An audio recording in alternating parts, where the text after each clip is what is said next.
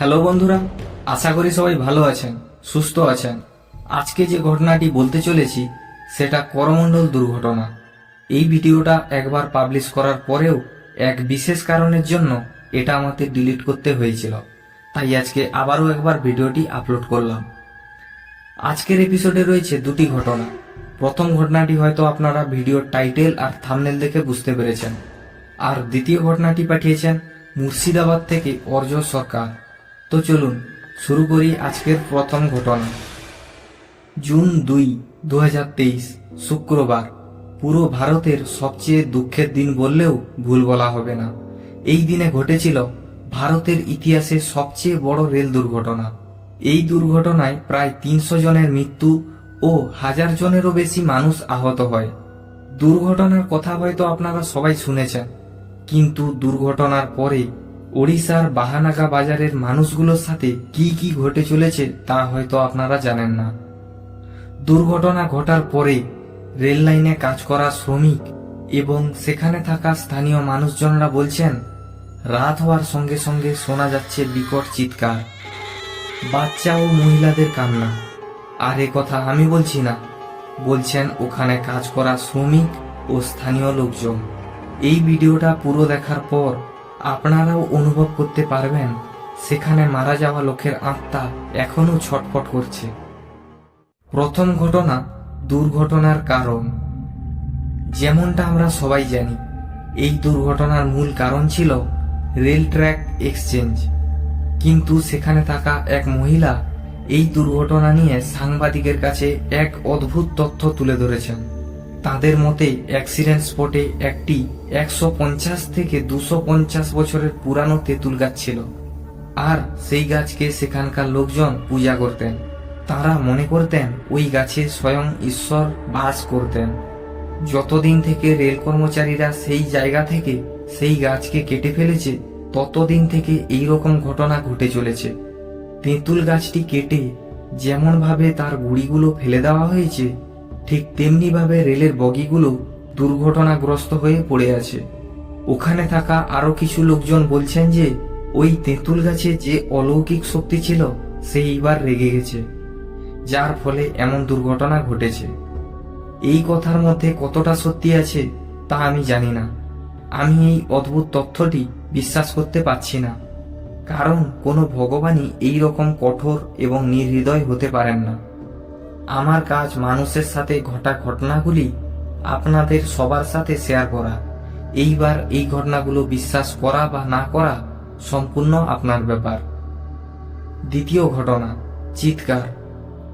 যেমনটা আপনারা জেনে থাকবেন, উদ্ধার কাজের পরে মৃতদেহের সংখ্যা এতটাই ছিল যে মৃতদেহগুলিকে চিংড়ি ফ্যাক্টরি ও সরকারি স্কুলগুলোতে বরফ দিয়ে প্লাস্টিক পেপারের মধ্যে রাখা হয়েছিল। এরপরে একটা ঘটনা এসেছে বাহানাগা বাজারের একটা সরকারি উচ্চ বিদ্যালয় থেকে। সেখানে একজন সিকিউরিটি গার্ড দিন ও রাতে ডিউটি করেন। তার কথা অনুযায়ী রাত 8টা বাজলেই স্থানীয় লোকেরা ঘরের বাইরে পা রাখেন না। সন্ধ্যা হলেই চারিদিক থেকে শোনা যায় বিকট চিৎকার ও কান্না। বেশিরভাগ সময় শোনা যায় ছোট ছোট বাচ্চাদের কান্নার আওয়াজ।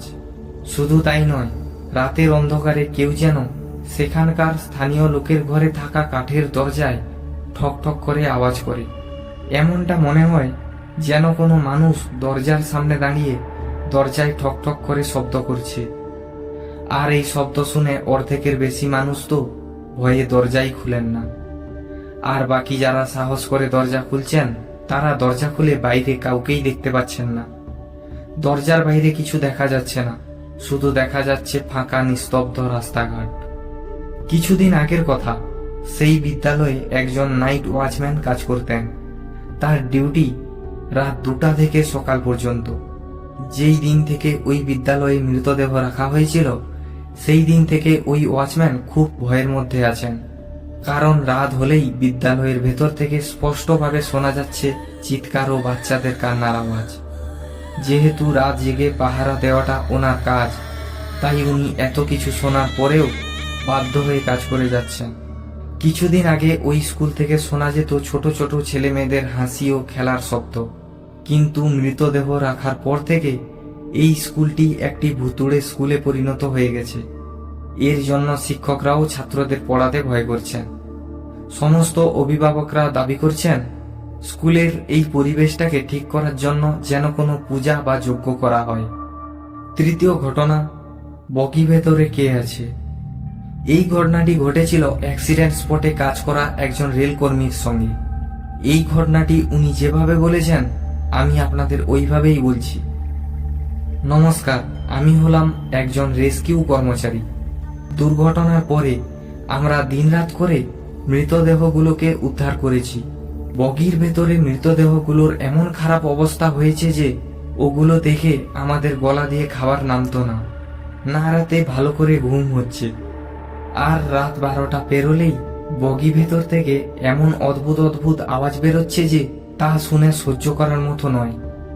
এই কিছুদিন আগের কথা, আমাকে প্রচুর খিদে পেয়েছিল, তাই আমি কাজ থেকে একটু ব্রেক নিয়ে রেল লাইনের একটি কোণে বসে আমার কাছে থাকা কিছু শুকনো খাবার খাচ্ছিলাম। আমি শান্তিতে একটু খাওয়ার জন্য একটি নিস্তব্ধ জায়গাতে চলে এসেছিলাম, যেখানে খুব কম লোক ছিল।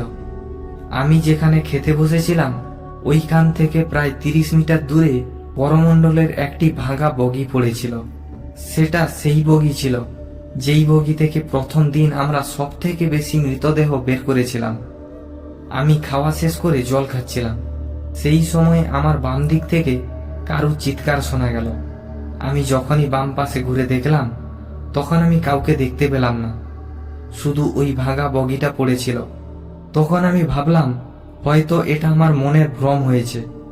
তারপর আবার সেই শব্দ আমি শুনতে পাই, কিন্তু এইবারের শব্দটা শুনে মনে হলো এটা কোনো বাচ্চার আওয়াজ। এমনটা মনে হলো যেন এই আওয়াজটা আমি আগেও শুনেছি।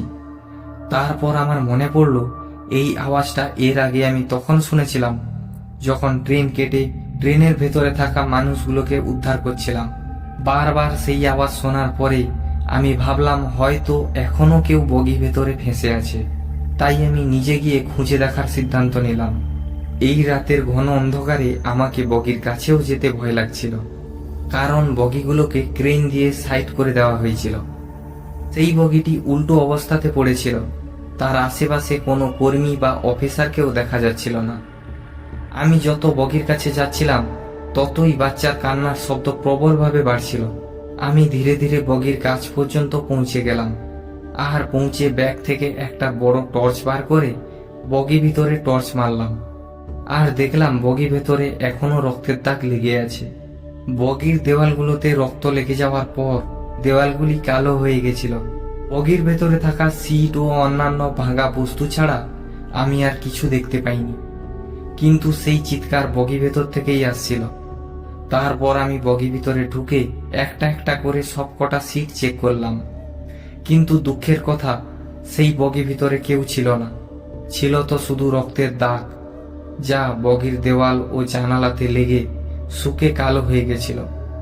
তারপর আমি বুঝতে পারলাম এই রকম বিকট চিৎকার কে করছিল। এই বগি ভিতরে কত মানুষের আওয়াজ গলাতে আটকে থেকে গেছে, তাই তো তারা মারা যাওয়ার পরও নিজের রাগকে শান্ত করার জন্য চিৎকার করছে।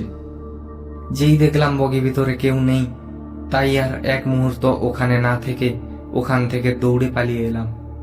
আমার এই ঘটনা শুনে সবাই অবাক, কারণ সেখানে আরো অনেক অফিসার ছিলেন যাদের ঘটনা একদম আমার এই ঘটনার সাথে মিলে গেছিল। তো বন্ধুরা, এই ছিল বাহানাগা বাজারে ঘটে চলা কিছু ঘটনা। দ্বিতীয় ঘটনাটি পাঠিয়েছেন আমাদেরই একজন সাবস্ক্রাইবার মুর্শিদাবাদ থেকে অর্জ সরকার। তো চলুন অর্জবাবু কি বলছেন শুনি। আমি ভূত প্রেত আত্মা এইসব জিনিসে বিশ্বাস করতাম না, কিন্তু যেদিন থেকে আমার সাথে এই ঘটনাটি ঘটে সেই দিন থেকে আমি বিশ্বাস করতে বাধ্য হই যে হ্যাঁ, ভূত প্রেত আত্মা এইসব কিছু না কিছু তো অবশ্যই আছে। দিনটা ছিল শনিবার, আমাবস্যার ঘন অন্ধকারের রাত। আমি আর আমার এক বন্ধু তোজো আমরা গেছিলাম আমাদেরই এক বন্ধুর জন্মদিনে। আমরা সন্ধ্যা নাগাদ ওর বাড়িতে পৌঁছাই। তারপর খাওয়া দাওয়া শেষ করে আমি আর তোজো রাত 11টা নাগাদ বাড়ির দিকে রওনা দিলাম। বেশ কিছুক্ষণ হাঁটার পর তোজোর বাড়ি চলে এলো। তোজো আমাকে বাই বলে বাড়ি চলে গেল। এখন বাকি রাস্তাটা আমি একাই যাব। এখনো আমার বাড়ি পৌঁছাতে বেশ অনেকটা রাস্তা বাকি ছিল। আমি ঠাকুরের নাম করতে করতে এগিয়ে চলছিলাম। হঠাৎ আমার মনে হলো কেউ আমার পিছনে কি যেন বিড়বিড় করছে। আমি পেছন ঘুরে দেখলাম, কিন্তু আমি পেছনে শুধু অন্ধকার ও ফাঁকা রাস্তাঘাট ছাড়া আর কিছুই দেখতে পেলাম না। তাই আমি ওটাকে মনের ভুল ভেবে আবার এগিয়ে যেতে থাকলাম। কিছু দূর গিয়ে দেখি এক বিরাট তেঁতুল গাছ, আর ওই তেঁতুল গাছের একটা ডাল যেন তুলছে। তাই আমি উপরের দিকে তাকিয়ে যা দেখি তা দেখে আমার পুরো শরীর কাঁপতে থাকে। আমি দেখি ওই গাছে কেউ যেন বসে আছে আর পা দোলাচ্ছে। আমি আর এক মুহূর্ত ওখানে না দাঁড়িয়ে ছুটতে থাকি। আমি ছুটতে ছুটতে একদম আমাদের বাজারের কাছে এসে থামি।